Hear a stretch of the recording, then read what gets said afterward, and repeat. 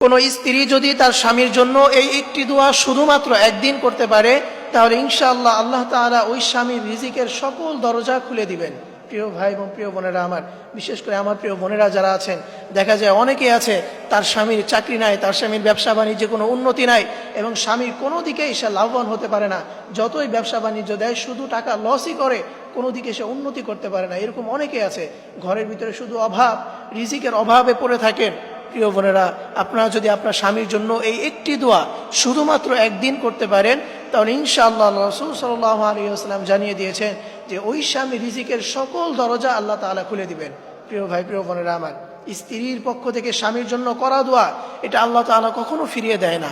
কোনো স্ত্রী যদি তার স্বামীর জন্য দুহাত তুলে আল্লাহ তাআলার কাছে দোয়া করে, তাহলে সেই স্ত্রী যদি নেককার হয়, পাঁচ ওয়াক্ত নামাজীওয়ালা হয়, তাহলে তার দোয়া আল্লাহ তাআলা কোনোদিন ফিরিয়ে দেয় না।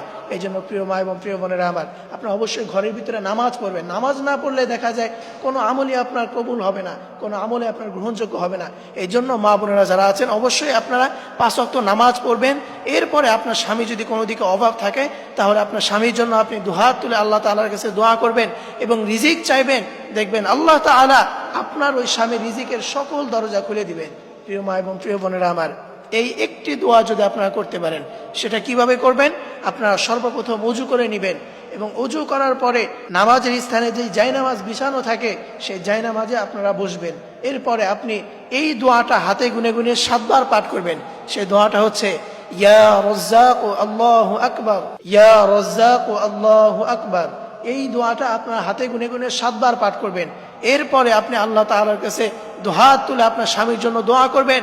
আপনার স্বামীর টাকা পয়সার অভাব, আল্লাহ তাআলা আপনার স্বামীকে টাকা পয়সা দান করবেন। আপনার স্বামীর ব্যবসা বাণিজ্যে উন্নতি নাই, আল্লাহ তাআলা আপনার স্বামীর ব্যবসা বাণিজ্যে উন্নতি দান করবেন। এবং আপনার ঘরে যদি অভাব থাকে, রিজিক চাইবেন, আল্লাহ তাআলার সাথে সাথে আপনার ঘরে রিজিক দিয়ে ভরপুর করে দিবেন। আল্লাহ তাআলা আমাদের সকল মা এবং বোনদেরকে তার স্বামীর জন্য বেশি বেশি দোয়া করার তৌফিক দান করুন। সকলেই পড়ি আমিন।